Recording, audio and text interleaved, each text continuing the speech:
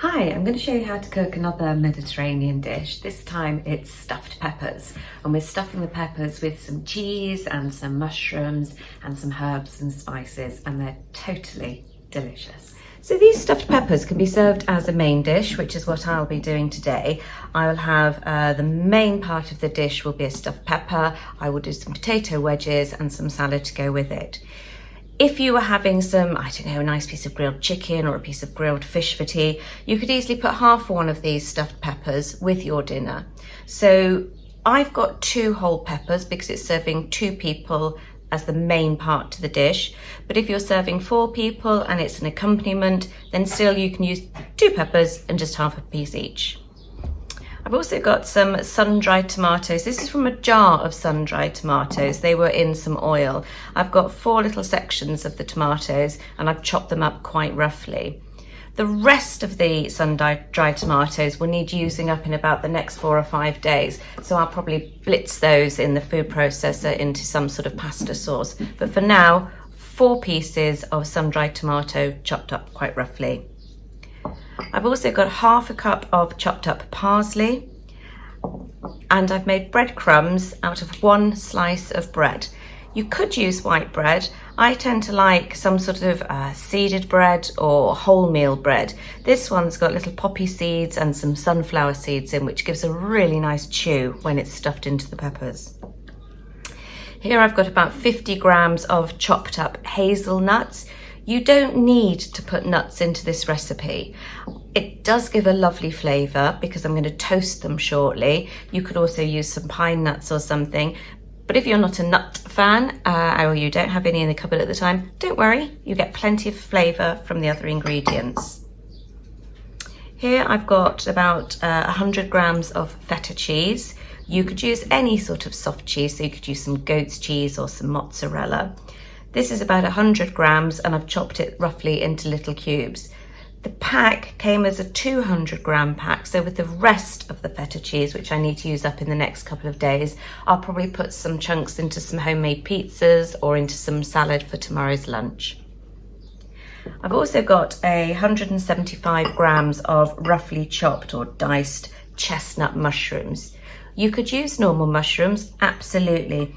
But the chestnut ones are so nutritionally good for you. They're packed with vitamin D and they really do have a punchier flavour. So if you can, I would always recommend using chestnut mushrooms at any time. Good old favourite black pepper, I'm going to have loads of that in there. A garlic clove, won't surprise you to know that I'm using the lazy garlic, so we'll put 1 sort of teaspoon of those in. And also some crushed chilli flakes. If you have chilli powder, that's absolutely fine. I rather like these flakes, but it's your own preference. If you're not too keen on things that are the hot, you could perhaps put some paprika in instead, which is slightly warmer flavour. But I quite like the hit of chilli in these stuffed peppers. To start with, I've popped the roughly chopped sun-dried tomatoes into a frying pan. Now, if you remember, I mentioned that these came in a jar of oil, so there's no need to add extra oil to the pan because they did, as I say, come in their own oil. So we're just going to toss those through on a really high heat to start with, just for a few minutes. Then to those, we'll be adding the mushrooms and also the hazelnuts. Right, these are starting to cook through now.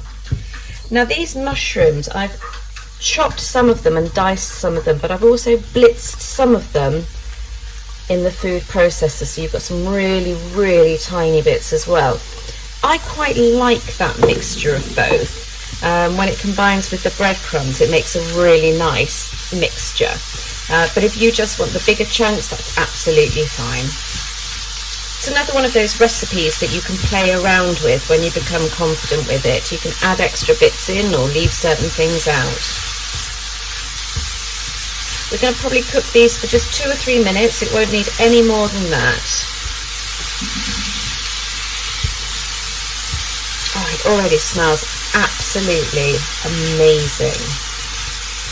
Again, it's one of those recipes that you can prepare in advance. If you want to, you can get this mixture ready the day before, pop it in a little Tupperware box or in a bowl and cover it with some cling wrap, pop it in the fridge, and then potentially for tomorrow, you could then just get the peppers out, cut them in half and stuff them. So say it's a great mixture to prepare in advance. That's cooking up nicely now, so to that we're going to add those chopped up almonds, and we're literally going to toast those for about 1 minute, no more than that, because remember, once we put this mixture into the peppers, we'll be cooking them thoroughly in the oven. This is literally just to seal in the flavours and add that sort of roasted element to it. There we go, that's enough. Let's take that off the heat and set that to one side. So I've taken the tomato and mushroom and nut mixture off the heat. I'm going to grind in some black pepper, and I'm also going to add in either 1 chopped clove of garlic or 1 teaspoon of the lazy garlic, and just mix all that through. Okay, then quite simply, that mixture is going to go into a nice big mixing bowl. And we're going to add breadcrumbs, parsley, about a teaspoon of the crushed chilies. I might be a little bit generous because I do like the chili flavour. And then we start to combine that.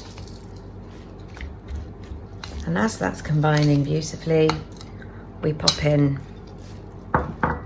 some soft cheese. So this one's feta, but you could easily use some mozzarella or some mascarpone or some goat's cheese. Lovely. Now all I need to do is prepare the peppers. So for this dish, it's best to chop them straight in half. If you're really clever, you might be able to get half of the green stalk as well. There we go. So exactly half. Now it's really important to de-seed these and get this membrane out, so we've got a really nice big cavity. Do be careful when you do this, because you do need a very, very sharp knife, and it does get incredibly close to your fingers, so just please be careful. So we need to hollow out all these little bits of seed, and as I say, these membrane bits. I think that one is nearly done. Okay, so all those seeds are out. Oh, one hiding in the corner there. Okay. And quite simply, we take that lovely mixture of the breadcrumbs and the cheese and the mushrooms, parsley, garlic, chilies, black pepper, and squish it into the pepper case. There we go. And once your pepper is nicely stuffed, it will go on a tray lined with foil, and they'll be popped in the oven. I'll get on and prepare the others, and then we'll pop them in the oven shortly. All 4 halves of the peppers are now stuffed with that lovely mixture, and the oven has been preheated to about 200 degrees. I've got a fan oven, so if it's an electric oven, you'll probably have it on about 220, and I think that's about gas mark 6 or 7 maybe. Perhaps you ought to check that. Just so it doesn't burn, because that's quite a high temperature, because we really want to roast these peppers. I'd advise you to take just a small piece of foil and wrap it over the main section of the stuffing, which will then allow the pepper to be charred and roasted without burning that lovely stuffing on the inside. So just wrap them over with a little piece of foil. I'm going to pop those in the oven for about 35 minutes. And when they come out, I'll show you what they look like. One of the things I love about this dish is how colourful it is, and I always think that the more colourful your dinner is, the more healthy it is. All those lovely vibrant colours of the peppers and the parsley and the tomatoes. Just such a beautiful combination. I will go and pop them in the oven for, as I say, about 35 minutes. I'll probably check them after 25 minutes just to make sure that they're okay, and I'll sort of set the last 10 minutes accordingly. Okay, I'll get them out shortly. So I've just got those peppers out of the oven. They took about 35 minutes to cook in the end, and there you have it. So you can see the outside of the peppers are beautifully roasted, and I'm just serving it along some little sweet potato wedges, some corn on the cob, and some fresh salad. Absolutely delicious.